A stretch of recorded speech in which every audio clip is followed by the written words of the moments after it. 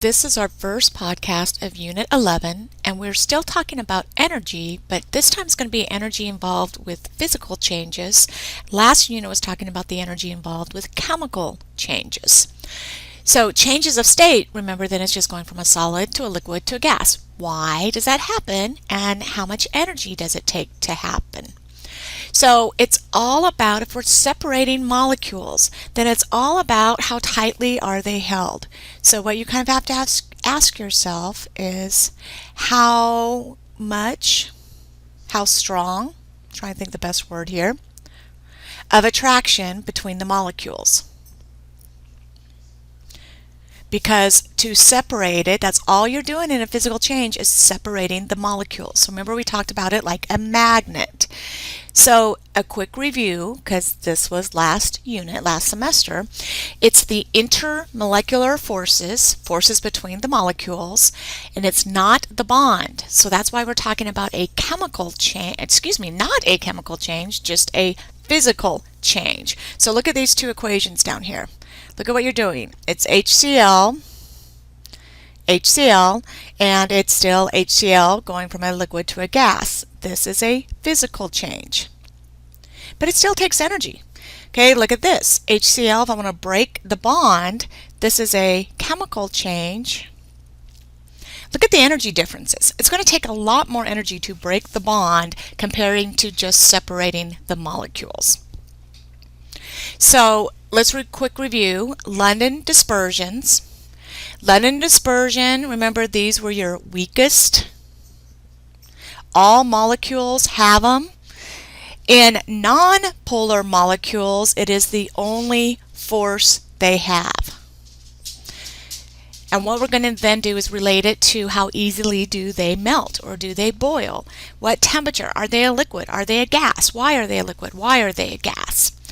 So it was when we had the electrons moving, it was it was kind of a created little charge, because remember polar, if we talk about polar, it was how uneven. So if I have, let's say, fluorine and fluorine versus hydrogen fluoride, if I draw my little cloud of electrons, these are pretty evenly around both of them. But if I draw my electrons around this one, it's the hydrogen fluoride, so this is nonpolar because it is even. Polar, this end is going to be slightly negative. This one's going to be slightly, fluorine's going to be slightly negative because it has more of the electrons, which are negative. Hydrogen would be slightly positive. So what we looked for was symmetry. And then that lone pair electrons. Most of the time, the symmetry and that balance is what you're going to be able to look at, to be able to recognize. Because if you look at this, two fluorines, they're symmetrical, hydrogen fluoride, two different atoms, it's going to be polar. So this is nonpolar. It only has London dispersion. This is polar. It has London dispersion, but it also has some more forces. Okay, so that's another force that it would have then is the dipole. Remember we looked at this, the dipoles, think of opposites, plus, minus, and how they all kind of connect. Okay, this little, remember this means delta, which is a slight charge. Not as much as an ionic compound, but it is stronger than what's in a nonpolar molecule. So this is going to take a little bit more energy because they have more energy holding the molecules. It's going to take more energy to separate. Okay, then our strongest one. Strongest one is in our, what do we call them? Superpolar molecules. That they have such a large electronegativity difference that the magnet, the attraction holding the molecules, is really, really strong. So our little shortcut, you had to have a fluorine, oxygen, or nitrogen compound with the hydrogen. That meant specifically this bond had to be somewhere in the molecule, because this just gave a very polar bond, that the electron cloud is pretty much completely on this. This side would be negative in all of them, this side is positive. And then they arrange themselves to attract. So the dotted line represents the intermolecular force, when we're looking at that. And again, it's why water, it only has a molar mass of 18. That's really, really small, but it is a liquid because it has very strong intermolecular forces. Okay, now an equilibrium is when a system, notice what we have here. This is a closed system. It has a lid, so this is a closed system. You get a balance of, so this little cartoon says, I'm sure glad they've evaporated. These are my water molecules have escaped to the, oops, that one was, sorry, that one was Moco. So the liquids have escaped to the gas, and then you have some gas that are going back to liquid. So you actually get I call it like a revolving door, that they reach a balance that the net change doesn't change. The net amount, excuse me, does not change, but you constantly, the molecules always have to be moving. So you reach a balance or an equilibrium. Now, equilibrium doesn't mean that they are the same. Equilibrium means the rate that they change. Again, that revolving door. 2 molecules evaporate, 2 molecules condense. 5 molecules evaporate, 5 molecules condense. It's a constant rate going on. Okay, so changes of state. This should be from middle school, so I would just make sure you write it down that you know matter exists as solid, liquid, gas. We're not going to worry about plasma. So let's look at our water cycle. You have ice. You have, so again, this is all water. We just call it common names, but this is still water as a solid. You have water as a liquid, and then you have water as a gas. So what we are going to be worrying about, notice there's our common names, but make sure you know the formal, that if I talk about water solid, it's water. We just have in our mind that water only means it's liquid water, but water is H2O. So to go, it's called fusion. This is probably a new word, and what we're going to talk about is then there's a heat of, and that's what that F is going to stand for, is fusion. Now it's kind of confusing because it also looks like the heat of formation that we talked about, but in this unit, H sub F is the heat of fusion. We call it vaporization, and that takes place at the boiling point. Okay, go backwards. Then you have condensation, which happens at also the boiling point. And then you have solidification, okay? So common words that we probably talk about here, fusion, aka melting, solidification, aka freezing. And it happens at the freezing point. But look at, this happens at the same temperature. This happens at the same temperature. Really important point to remember. So let's kind of look at the energy then, since this unit is about energy involved. So evaporation is use the heat of vaporization. Make sure you, because what happens is sometimes you have to figure out which number do I use. So if you are going from a liquid to a gas, you will need to use the heat of vaporization. So look at what this is saying. If I go from a liquid, look at where the energy is, it's on the left side of the arrow, to form a gas. Well, think about it. If I have 2 molecules held together, think of 2 magnets, and I want to separate them, it's going to take energy to pull them apart.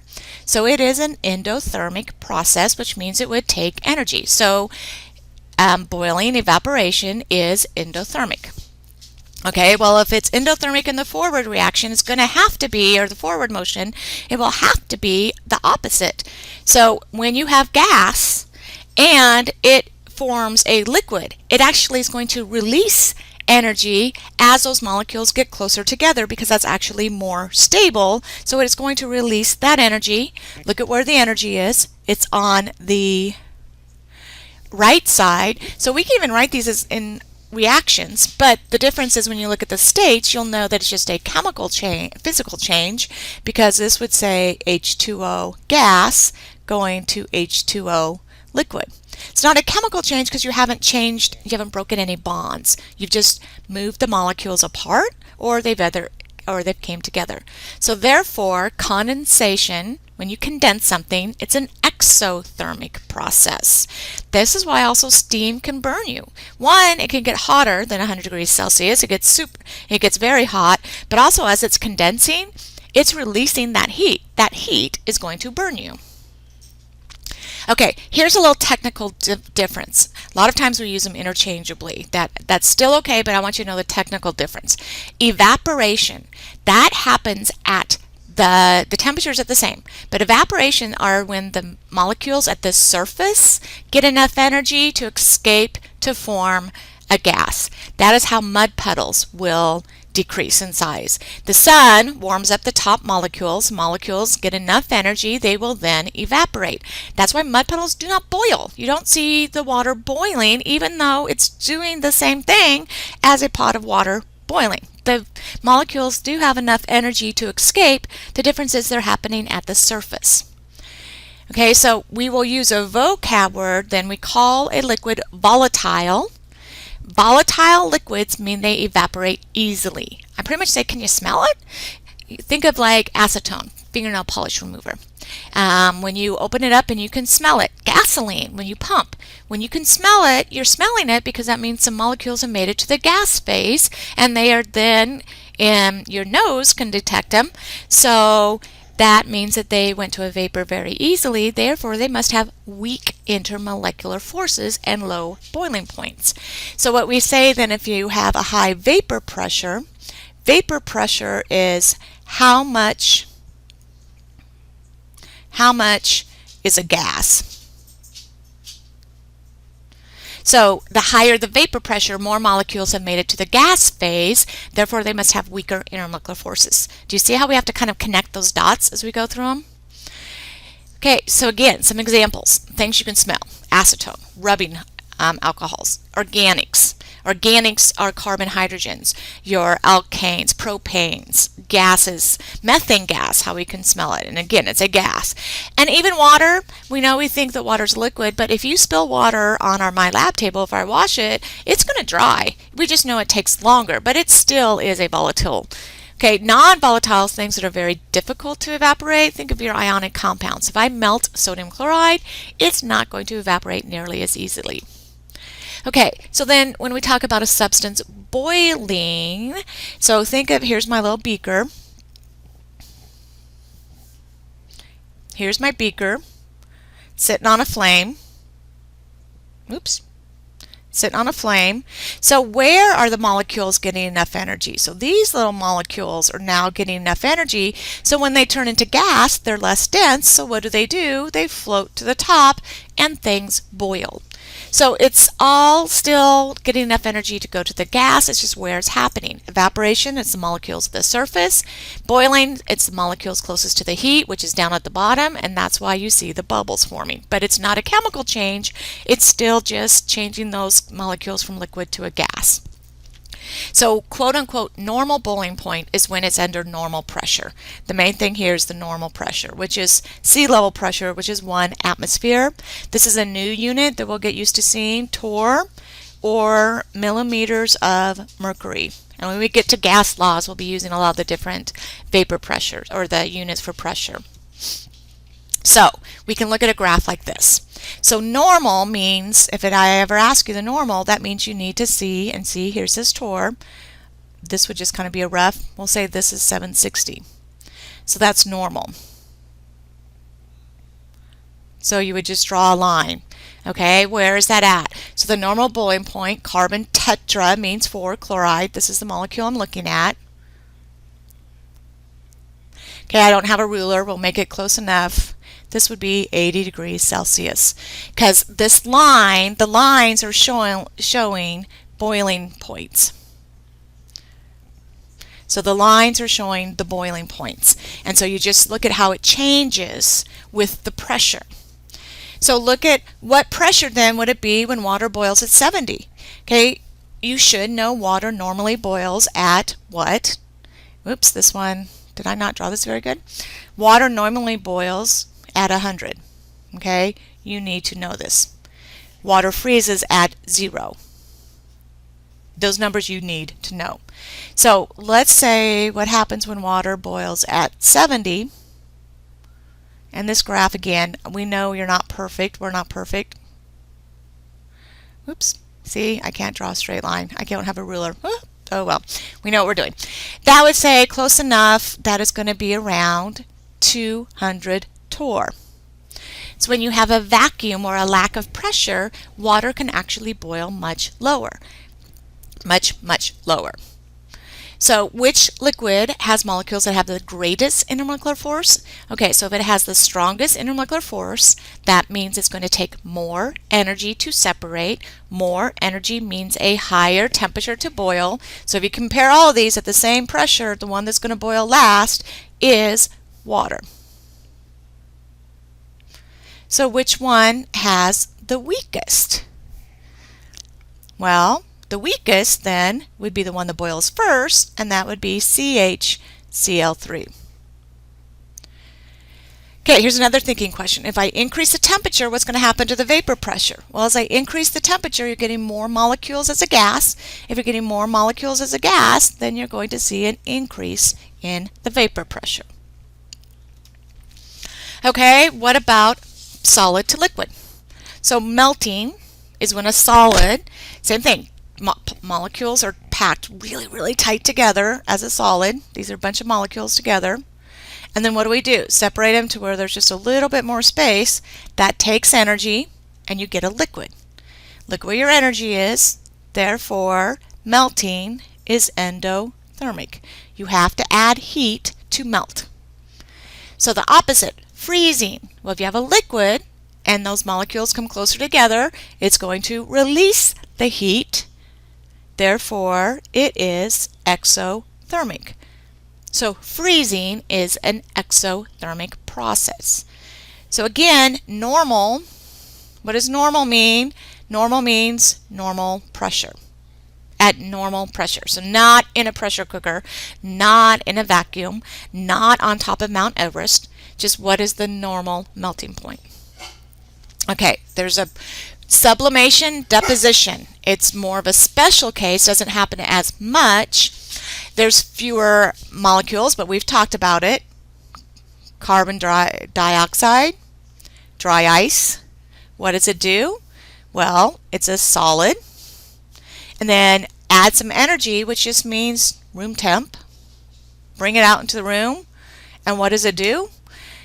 Because the room temperature is warmer and it's providing energy, it's going to go straight to a gas.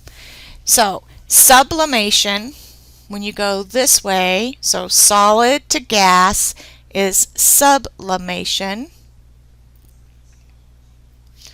If you have it backwards then, when a gas is going to a solid, that is deposition.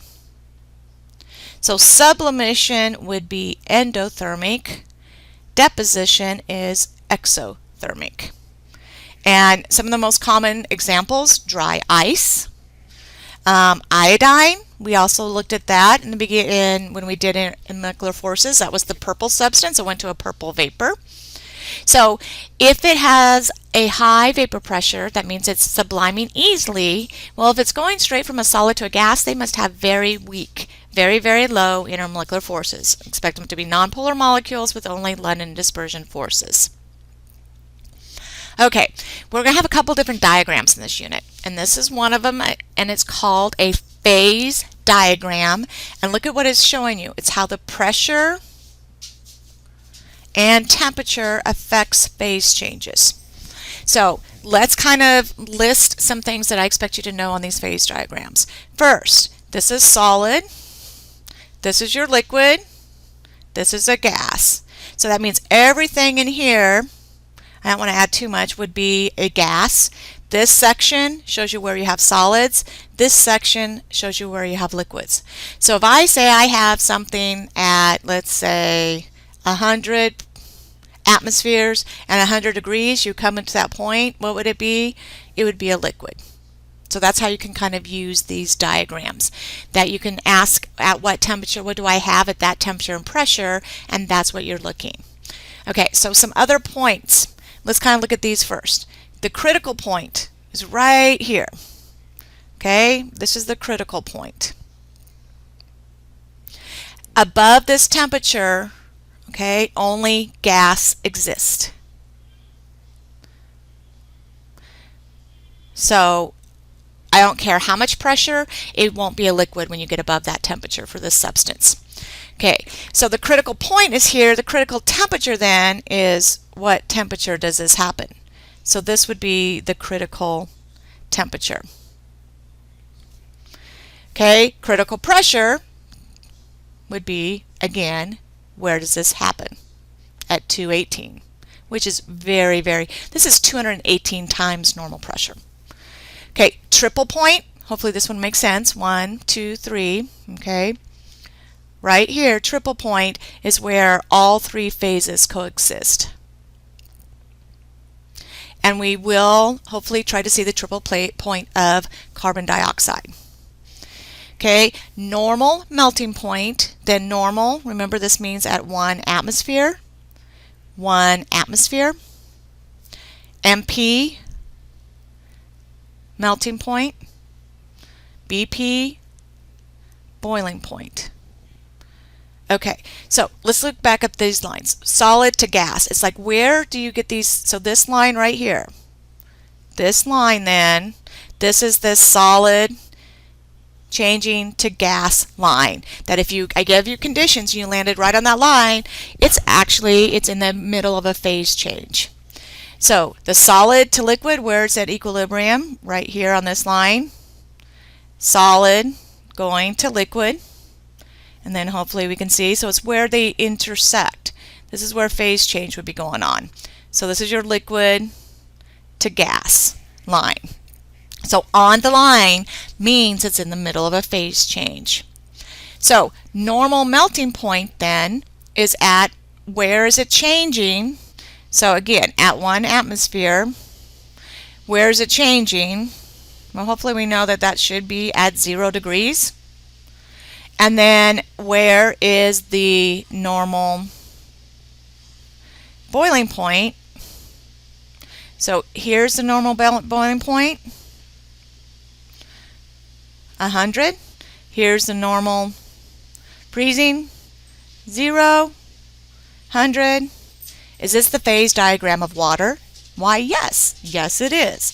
And I know that because water boils at 100 and freezes at 0. Is that a good test question? Maybe, possibly. So look at those other questions down there. So 5, water cannot be liquefied above, okay, that's the critical point. That would be 218 degrees Celsius. No, that would be 374 degrees Celsius. I did pressure. That's what that means. Okay, so now look at question 6. It says, on the water, solid, vapor, so water, okay, excuse me, on the solid vapor, that's right here. Okay, so get on the line. Just draw yourself, put your finger on the line. And it says, what is the effect of increasing the temperature at a constant pressure? So keeping pressure constant, this is your pressure, increase temperature. What's going to happen? It's going to turn into a gas. So if you increase the temperature, keeping the pressure the same, you're going to turn it into a gas for number 6. Well, look at number 7. On the water, liquid vapor, okay, so liquid vapor, just find yourself a point right here. Let's call it here. You can pick anywhere. What's the effect of now increasing the temperature but keeping the pressure, or excuse me, increasing the pressure, let me read the question right, at a constant temperature. So temperature is now going to be constant, but we're going to increase pressure.